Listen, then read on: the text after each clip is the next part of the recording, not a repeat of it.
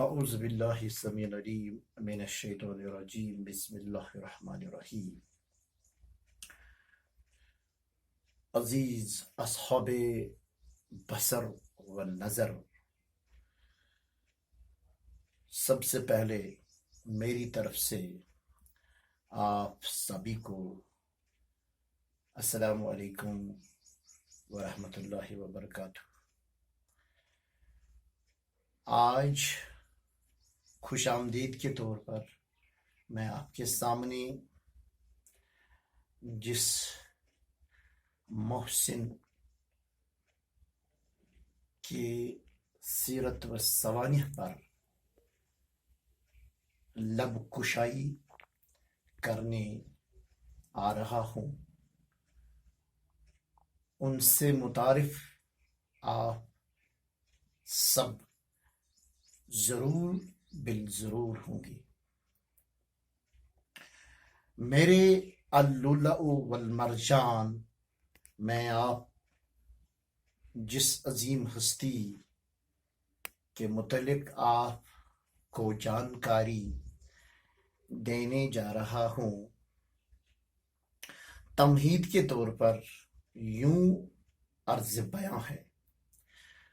14ویں صدی کے عظیم مبلغ اسلام سید السالار اعظم، معمار تقدیر امم، قطب الاقطاب، ولی کامل، مرشد واصل، سید السادات، علی الثانی، محسن کشمیر، مرشد روشن ضمیر، حضرت امیر کبیر میر سید علی حمدانی رحم اللہ تعالی علیہ، عارف ربانی، سفیر تہذیب و ثقافت ایران، پیران پیر ایران صغیر، ملک کشمیر، مرد جلیل و جلیس، جس نے اپنے لافانی اور لامثانی عطیات سے اس وادی جموں و کشمیر کو زیر ثقل احسان رکھا ہے۔ آپ نے 700 سال پہلے 700 سادات سمیت یہاں تمام صعوبتوں کے ساتھ ورود مسعود فرمایا۔ آپ کے والد ماجد حاکم ایران تھے، لیکن آپ نے حاکمیت جو وراثت میں ملی اس پر ہادی ملت ملک کشمیر کو ترجیح۔ اس طرح حکیم الامت سر محمد اقبال علیہ رحمہ یہ کہنے پر مسرور و مفروح ہوئی ہے، سید السادات سالار اعظم، دست او معمار تقدیر امم، میرے ذہین و زیرک طلاب، آئیے میں آپ کو اس عظیم المرتبت شخصیت کا مختصر تعارف یہاں آپ کی نظروں کو نظر کرنے آ رہا ہوں۔ سب سے پہلے اختصار سے میں شخصیت کے متعلق اب ہم جو کچھ کہنا چاہتے ہیں اس میں آپ کے ذہن میں ایک خاکہ پیش کرنا چاہتا ہوں، جیسا کہ حضرت شاہد ہمدان رحم اللہ تعالی علیہ ایک مختصر تعارف اور نوٹ لکھنا مطلوب ہے، تو ہم نے ان نکات کو اپنے قلب الضمیر میں پہلے موجود و مرقوم کرنا ہوتا ہے۔ اصلی نام، القاب، ولدیت، ولایت، مقام ولادت، سن صغر یعنی بچپن، شباب، تعلیم و تدریس، سفارت، احسانات، علوم، فنون، مجموعہ تصانیف، سن ارتحال۔ تو آئیے اب ہم نے اس عظیم ہستی کا تعارف یوں پیش کرنا ہے۔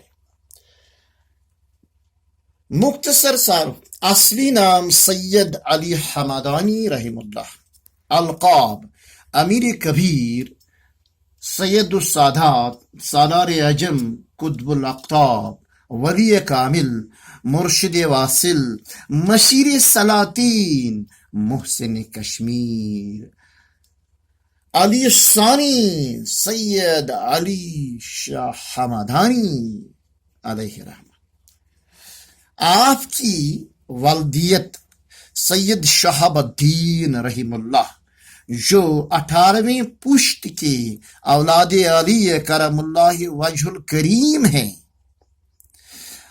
والدہ ماجدہ سیدہ فاطمہ رحم اللہ۔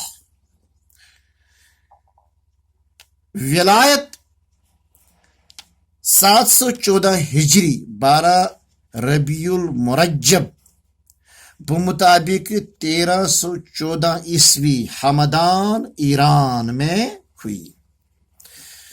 تو آپ جن عظیم المرتبت شخصیت اور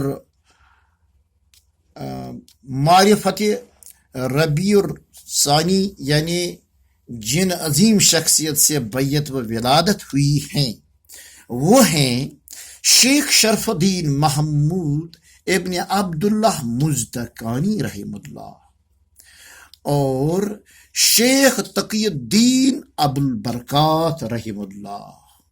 ان دو عظیم المرتبت صاحبین معرفت سے آپ کی بیعت و ولایت ہوئی ہے۔ تو علوم معرفت یعنی علوم مظہری میں آپ کے مشفی ماموں حضرت علاؤ الدین سمنانی رحم اللہ کے دست مبارک کار فرما ہے۔ سن صغر میں والدین کریم میں نے شیر و شکر کے ساتھ علوم الہامی، حفظ قرآنی، عقائد اسلام، فقہ، اصول، حدیث، تفسیر، سلوک و طریقت سے روشناس کرایا ہے، اور شباب میں سفارت ابھی 21 برس کی ہی تھی۔ علوم ظاہری و باطنی کی تحصیل فراغت کے بعد اپنے مرشد مزدکانی رحم اللہ کے حکم کے مطابق سفارت عالم اختیار کی اور علماء و صلحاء عصر سے استفادہ حاصل کیا۔ طویل سفارت 21 برس میں جن ممالک و بلدیات کا سیر و سیاحت کی وہ یوں ہے: شہر بلخ، شہر بدخشاں، شہر بغداد، ملک شام و روم، ماوراء النہر سویز، بیت المقدس، غازی روم، تبت، ترکستان، بلتستان، کاشغر اور کشمیر۔ ملک کشمیر میں اگرچہ شاہ شرف الدین عبد الرحمن بلبل شاہ کشمیری مبلغ اول مانے جاتے ہیں، جن کے باعث بادشاہ کشمیر شاہ رنچن مشرب اسلام ہوئے۔